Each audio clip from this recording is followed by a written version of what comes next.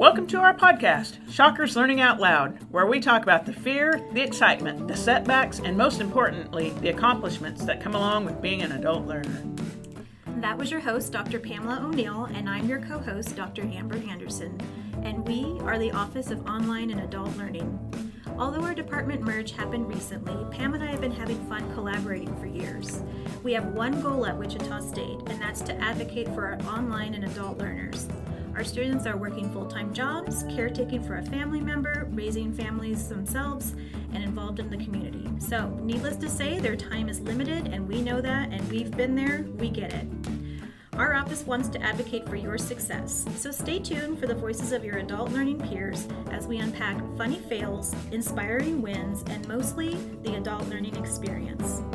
With us today is adult learner Cynthia Pizzini. Welcome, Cynthia. Why don't you get us started by telling us a little bit about yourself? Welcome, Cynthia. Hi. Thank you for making time to come in, and it's freezing Thanks. outside. Yes, it is. But thanks for the invitation. I'm very happy to be here to share the story of my return to education. Yeah. It's been a long road. My name is Cynthia Pizzini, as you said. I am a business major at the Barton School of Business. My major is marketing with a focus in real estate.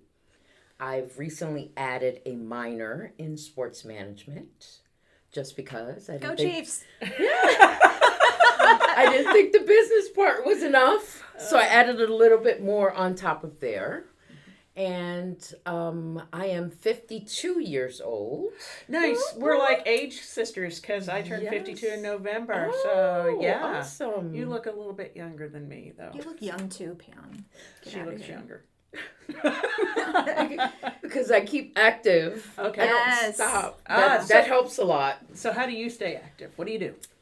The YMCA here is really convenient because I can have a bit of a break between classes, so I can always head on over there for about an hour and kind of unwind after the 8 o'clock class. That always helps. And when the weather is better, I ride my bike. That's right. You Yes. are. Nice. Yeah, you're an avid bicyclist. I am. Right. So I ride my bike to school and back home. So and I haven't been doing that because of the weather. Right. So I'm kind of got used to doing that, so I miss it. I bet. I'm waiting till next month. Hopefully it's a little warmer. Yep. I can get back out there. Yeah. So I'm going to go ahead and ask why. Why return to Wichita State at 52? Or 51, or however old you were. First of all, it was here. Okay. And I just recently moved to Wichita. My husband moved back to Wichita. He's a native Wichita-in. Wichitan. Wichitan. I think that's what the Wichitian? name is. That the right Wichitan? Yeah.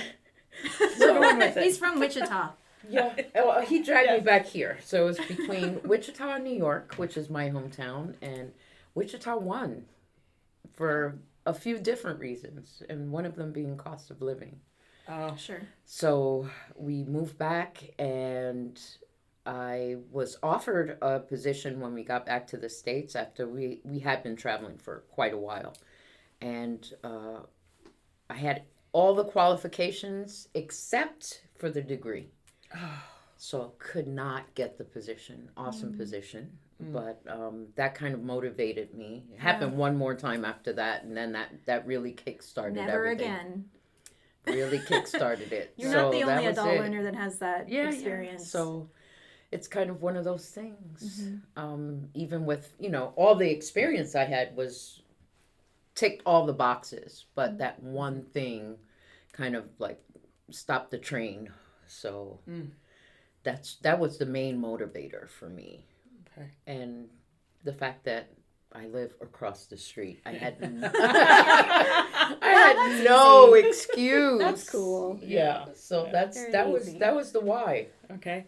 You talked a little bit maybe about this. My next question is about your support system.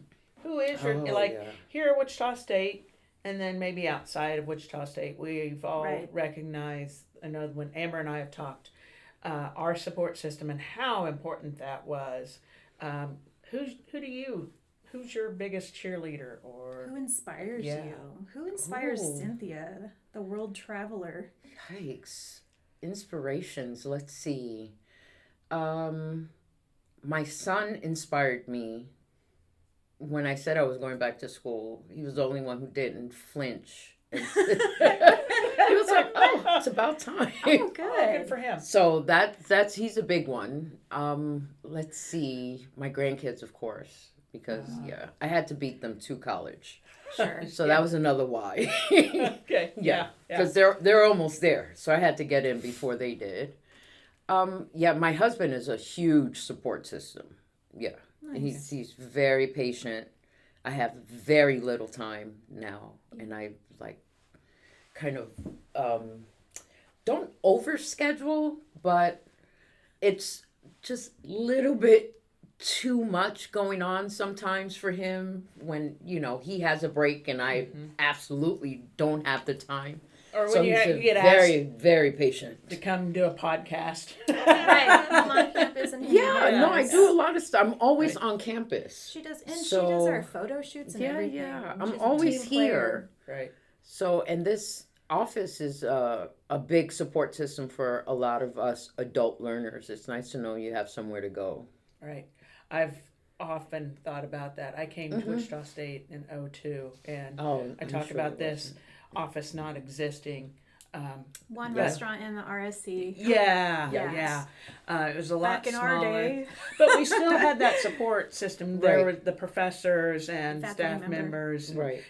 Amber and I both talked about how we had those people at Wichita State. We try to be those people because Right. we've had it. So Yeah. it's kind of this payback kind of thing. Yeah. And that's kind of on campus. The professors I've had are very kind of like cheering. You can Good. kind of tell that Yes. they're like super Rooting for excited you. to I've had a few of them tell me, "Oh, I'm so happy you're in the class." I think it's because of the communication too. Our school has brilliant people in it. They're not very vocal, and it's just I figured out after being here almost a year now that it's this generation hasn't grown up like we did communicating with each other. Right. Everything's very text focused, internet focused, not Sure. very kind of Social like media. interpersonal relationships they're not great at. Yeah. Do you remember when we used to handwrite notes and then fold them up in that cool little notes and pass it to each other in high school? Right. Yes, Yeah. those were No. great. So I think they enjoy the fact that if I have a question, I'll ask the question. If Right. they ask a question, I'll try my best to answer it because there's a lot of silence. Yes. Yes. So I think that's one of the things that they enjoy actually getting feedback because it's almost like you're Because you're a leader.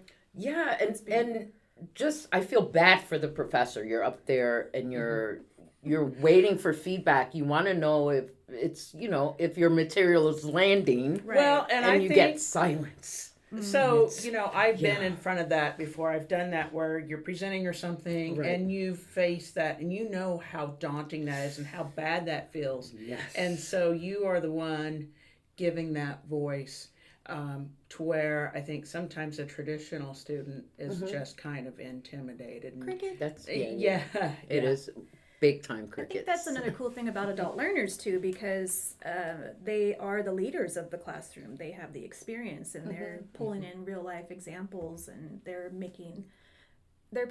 breathing life into the content.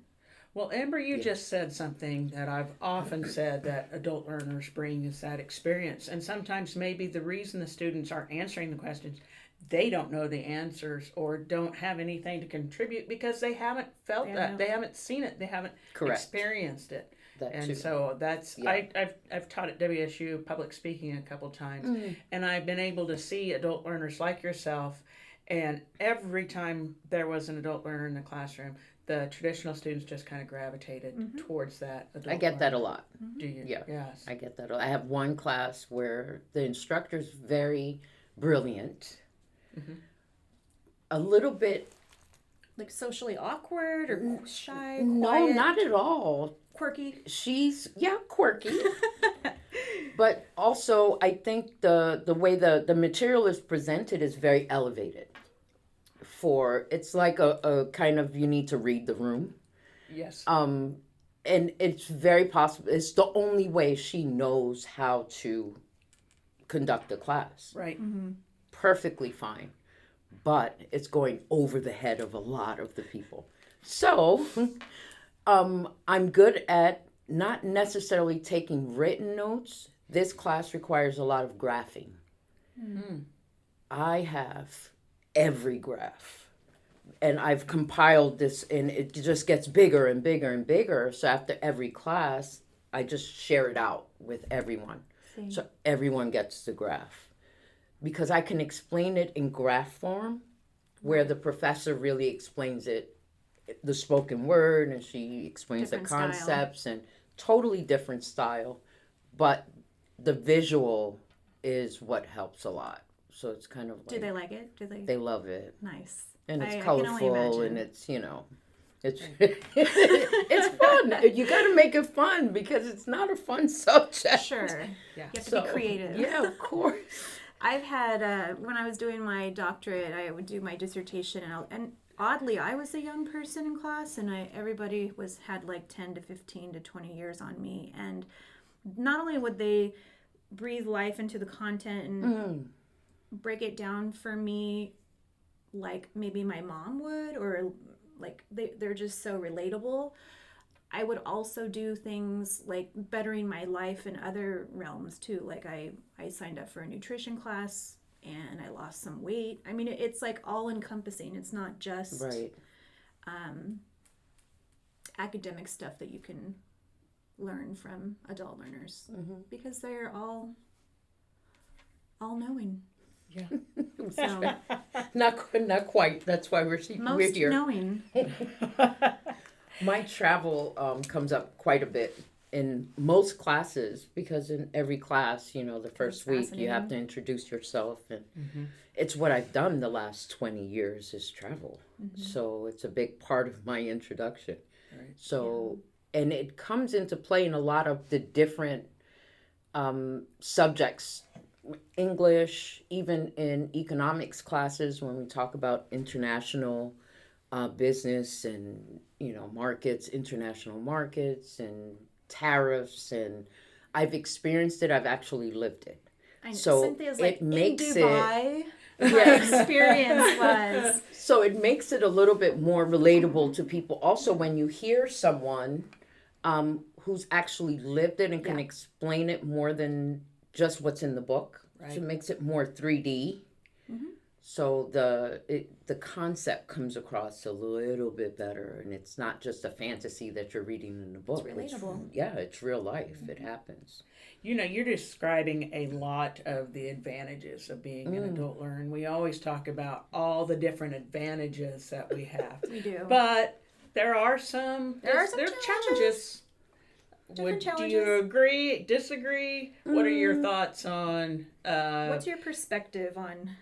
Well, I think the biggest challenge for me so far has been that everyone just assumes I'm an instructor, or okay, that's a new one that to I me. that I live here, or that I work here. Right. Okay. So they're like, "Oh," I said, "No, I'm a student." Everyone who meets me just automatically assumes, which I've just gotten used to. Right.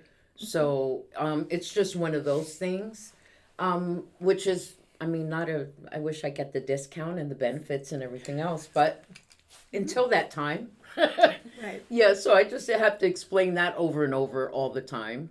But I think I don't find that many disadvantages to it. That's probably like the only thing that like bugged me terrible. I'm not your instructor. You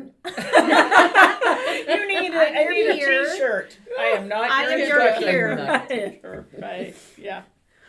Yeah, so I haven't kind of run into any real disadvantages as far as, because a lot of people think maybe you come in and you're not going to feel like you belong or Yes. Oh yeah, everyone Yes. says that. Yeah. and it's not like that at all. I agree. Yep. I am so glad. Most people are so focused on themselves, They don't especially even see when you're 19 and 20 and 21. Yes. They don't even know that No you're judgment. sitting there. Yeah, Right, yeah. Yeah. They're thinking about other things. So no, it's just everyone comes in and they're just super focused. Yes. You know, so nobody's really worried about that I'm 52 and a I- grandma. Yeah. Right. Yeah. I'm so glad you said that because I know when I talk to students who are even just thinking about it, and they're like, I'm probably going to be the oldest. in Oldest this person in the world. And while, I said, you know what? Sometimes you might be, but that's okay because the students actually, I mean, I was 31 and most of when I started, and so I had 18 and 19-year-olds around me. But you would have thought I was just an 18 or 19-year-old having those conversations because, they took me in as basically their own. And that's what you're seeing and feeling as well. Yeah. And it's one thing that I've spoken to. They were, I wish I could. Of course you can. Why can't you? Yeah. You know, so they think that it's going to be so awkward that it's going to be something that they wouldn't be able to focus on anything else. That's all anybody's ever going to think is, that you're the oldest person. And it doesn't matter. It's like, It really doesn't. really the professors don't care. Right. And your classmates, sure enough, are not paying attention. They're on the next thing. Doesn't matter. Yep. And it's great. I love it. Yeah. Well, we are recording this in the Joe Stone Lounge, and Joe Stone was 93 when he got his degree, and so we kind of point him out, or at least I do. Yeah. As, it's not too late, and so when they say, I'll bring the students in, and I point out the picture of Joe Stone, and they're like, oh, okay. I think it helps them feel a little bit Pops better. them into a different mode. Different perspective. Exactly. So Cynthia, how would you describe, let's go to like one of your most stressful days academically, trying to balance everything. You're almost going to have a breakdown. What did that look like for you? Because you're so graceful and all-knowing and really relatable and a traveler, a model, whatever. And I'm a writer too. Oh, man. But So describe your worst day to us. had to do with writing. Really? Was the worst. I had 2 papers due.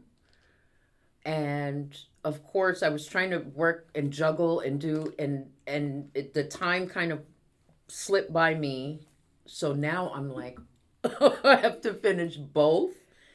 It probably like less than 24 hours. And they were both started, but they were nowhere near finished. How'd you do it? I didn't sleep. Red Bull, lots of coffee. Right. Yeah. I jumped around, I danced a little bit. You put on the music, you get the blood Shake flowing. it out. Right. Yeah. And I probably, and when that happens, I try to switch environments. So I'll go from the couch, and then I get up and I go and sit in my office chair. Right. Then I have a futon in my office, and I get up and I'll work from there for a little bit. But it was a straight, probably 14 hours. Wow. Straight. How'd you do on those papers? Do you mind me asking? I got all A's. Probably great. I knew it. Yeah. I knew it because I came up with something just kind of like yours. It was one paper I'd forgotten about, and I looked at my syllabus, and I was like, oh, shoot. That is due tomorrow, and I stayed up late. I got like 2 or 3 hours of sleep, handed it in, and I thought, oh, here it comes. I'm going to have this bad grade. And I didn't. You're a good writer too, though. Well, thank you. Disclaimer. I try it. I enjoy writing, but sometimes adult learners, and I don't want to say this is you.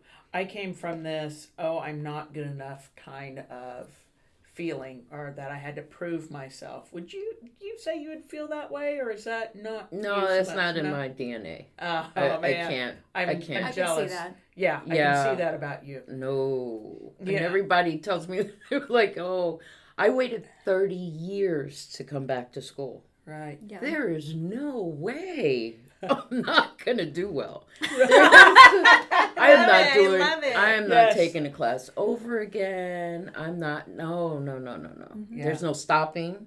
Yes. It's one of the biggest advice I give. And what advice would you give us? Don't stop. Yeah. Yeah. Oh my goodness, because going back is rough. It is. I think the hardest part for me was actually, one, convincing myself I could do it, and then two, going to the physical location of the university and actually putting myself there. Yeah. Once there, is that what you found? Yeah. And then I think once I came to orientation, and it just became real. Because before that, it was email here, Right. and I'm still thinking about it. Yeah. And then they would email me back. The admissions office, they're very persistent. Yes, they are. They're Yes. very good Yes. at what they do. Right. And they wouldn't let up. It was text message and email, and I couldn't forget about it because the email was always in front of me. Sure. Right. And then finally they were, okay, just set a date for the orientation, and then, if Come you visit. don't like it, it's not the end of the world, and then that was it. I think once I walked into the orientation, it became really real, and I looked around and I was like, oh, I can do this. Yeah. Like excitement. Like maybe your anxiety turned to excitement. I think the excitement came when I sat down with my first The breakout sessions. the Advisor. And you were talking about classes and what classes you were going to take. And I was like, what? And I'm glad, because that's one thing. It's just you have to use all your resources. And that's one really important resource to use. The advisors are there for a reason. Of course, at the beginning of the semester, there's appointments and you have to book this and, you have to get a slot. But like now, when the semester's off and running, they're kind of just, not necessarily just sitting there, but they're available to you. Available all the time. I am so glad you said that, because that's what kind of kept me focused and on track, was knowing that I'm going to have to report back to my advisor, and they're going to see my grades. Yep. Not only did I want the A's and the B's to prove it to myself, but I knew that at some point I was going to have to sit down with that advisor, and he was going to ask me, well, how'd that go? Yeah. How'd that work out for you? Yeah. When I was taking German, and I thought, I don't want to take the next one, and my advisor looked at me and she said, you can do anything for 16 weeks. That's true. And you know what? That's true. It is, isn't it? Absolutely. You can do college algebra for 16 weeks. 16 weeks. Yeah. And if you kind of look at like that really helped me. But it was going to that advisor at least once a semester. Yeah. I go twice. Good. Yeah, that's good. Because my time management and my juggling kind of, she calms me down, first of all. Good. And don't worry about it. You can push it off. It doesn't have to be now. Just think about it, but it has to be done eventually, but it doesn't have to be now. Right. Because, you start like, oh, if I don't have this, I can't take this. She's like, okay, don't worry about it. You got it. You have time. I think we all do that. Yeah. It like builds up and then you cry because you can't match So a I just go sock. to her office. So she sees me way more than one time. That is okay. I like that. I'm there quite a bit. Yeah. But she's very helpful, and it's an amazing resource. Good. And people think, oh, it's for freshmen or, first year student. Way. I've had a lot of people tell me that. Oh, that's only for first year students. No. I just go on there and I'm like, So did you have any college previous to coming to Wichita State? Yes. And I think that is a big influencer too on what you're going to take and knowing how it transferred over. Yes. Unfortunately, because I waited so long to come back, my institution is no longer in business. Oh, ouch. So you don't have access to transcripts? I have access to transcripts, but the institution cannot be verified as accredited. So a lot of none of my credits transferred. Gotcha. So we had to start from square one, which after 30 years is actually not so bad, because half of the stuff I don't remember. Right. I was offered to test out of a few, which, I mean, at that point I could have, but for the time that it was fine. It worked out well. So Cynthia, I know some of our listeners are probably thinking, well, I'm 50 years old, and I may have other, been in your situation. As you're sitting there in class, and yes, you probably forgot something, but are you ever surprised at what you remembered? all the time. Right? Yes. Every day. Yes. I'm like, I know this. Right? And you may not know where you learned it or how you learned it. But But it's in there somewhere. It's in there somewhere. Yeah. And so that would be something I would say to our listeners is I think you'd be surprised at how much you remember. And your instinct is really it's incredible. Sharp now, yes. Because you have all the experience. And, all you need, take a multiple choice question. Mm-hmm. It's just really common sense. And if you've lived to 50, you could probably pass the test. It's really common sense. Yes. It's a lot of it if you read it and you reread it and you it's just process of elimination and yes. Yeah, that life experience is worth its own degree. Sure. It really is. It's intrinsic value is what we've come to learn. Yeah. You guys have drive unlike anybody else coming to school. It's you made a choice and it's going to happen. Get out of the way. Help me or get out of the way. Yeah. That's a lot of our students. Yes. Yeah. So, after you graduate, what's next? What's your dream dream job? Yeah. Yeah. What is Cynthia's dream? I don't know if I really have a dream job. I kind of switched midstream after I enrolled to a marketing real estate focus because I started volunteering a lot with the homeless population and started kind of really researching the lack of affordable housing and it's not just in big cities. It's everywhere. It's rural, it's everywhere. Right. Doesn't matter. And there are ways that it can be remedied, but it takes a lot of people on the same accord. There's government, there's private, there's nonprofit, there's so many ways. But I'm trying to figure out a way to use my degree kind of to fall into that category. Yeah. So more kind of just on the affordable housing aspect of the real estate. So whether it's developing new projects or working with people who are, just to not absolutely eliminate homelessness. Right, but but it help really doesn't need to be at the levels it is now. Right. Yeah. So, and Wichita's making strides. They just, I think, need a little push. And you're going to be that. Exactly. You and I, we were on the same page there, Amber. We're thinking. Little push. Yeah.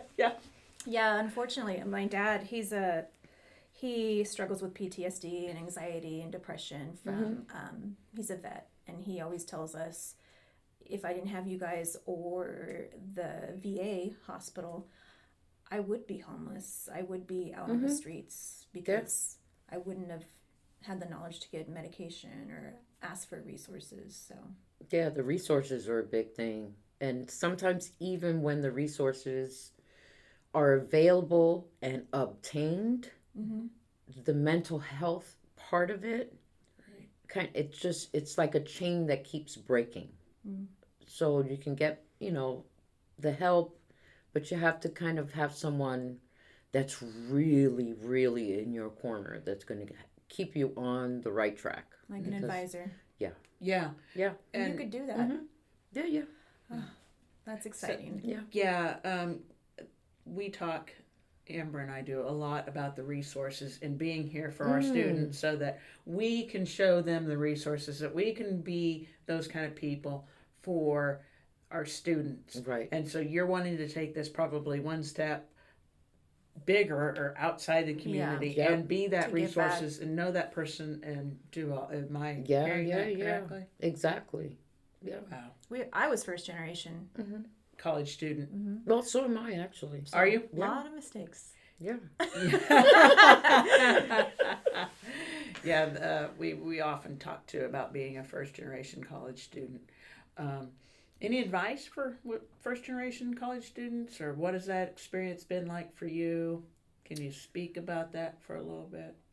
Well, I think now there are quite a few, usually in minority communities. It's a big thing. Yes. Again, because of the economic factors involved. I mean, eating and feeding your children and having a roof over your head usually takes precedence over getting the degree and sitting in college. And Yep. so it's totally understandable. I think usually when it's a first generation student, the family is usually very proud that they're actually taking the step. Right. So I wish I could have. You'll hear that a lot. Yeah. I wish I could have. Don't mess up because I wish I could have. Yeah. You know. So you hear that a lot. So it's just wonderful when you have that kind of like motivation behind you. It's a lot of pressure. I saw that a lot when I was in China. So it's not a matter of I think you need to first of all do it for yourself and not do it for your family. Not because your dad wants you to do it or your mom wants you to be a doctor or a dentist or a lawyer. You have to do it for yourself, knowing that having the degree, you'll have a better life. Right. It's really statistically and just, it is what it is. It is just the truth. I have a poster in my office at my house, and Michelle Obama has a quote in there. When it gets difficult, think about the people that made it possible for you to be where you are today, and the people who are depending on you. And I think that's what I just heard. Changes your perspective. It really does, because I know Amber talked about being in the doctoral program, and myself too. I've got a lot of nieces and nephews, especially those nieces looking up to say, hey, you know, what's Aunt Pam doing? And when it gets really hard, it's like, oh, I'm doing it for myself. Don't get me wrong. Right. But I know that I've got a couple eyes in the, watching me to see what Aunt Pam is to doing. see where you end up and, what you're going to do with all of, because it's work. It's an investment. Yes. You know, coming back to school is absolutely an investment. Whether you're investing money or you're investing time, it's still an investment. Yes. And you just have to know that it's going to take a little sacrifice, but it's not forever. That's right. It's 16 weeks at a time. 16 weeks at a time, yes. That's how long. 16 weeks. 16 weeks at a time. Okay, so as you all have experienced by now, Cynthia's kind of an expert in many realms. Cynthia, what would you say, or how would you define your learning out loud moment? I think I was so used to being the boss, because I was for a long time. The delegator? That was a big thing. I don't have anyone to delegate to. So no one to say, hey, write that. I'm going to write this paper. You write that this paper. This is what we need to get done today. Right. And the we means you. It means you. How do you want to do it? Where do you want to do it? So that was a big, I don't have anybody to send this email to answer it and write this paper for me. I have to do this. I have to do this. I have to do this. That's it. I have to do this. And there's, at the end of the day, that's what it's about, I would say. I mean, we always get it done. It's just, it's sometimes a bumpy road. Sure. But, it always gets done. Well, thank you, Cynthia, for joining us. We always love talking with you. I want to go ahead and invite our listeners to share their own LOL moments, whether they're funny fails or inspiring efforts. So if you want to share, we would love to hear from you from our podcast page at wichita.edu/shockerslol, or you can just email us at adultlearning@wichita.edu. Thanks again, Cynthia. We really appreciate it. Thank you. Thanks We love for having you. me. We love having you. That was fun.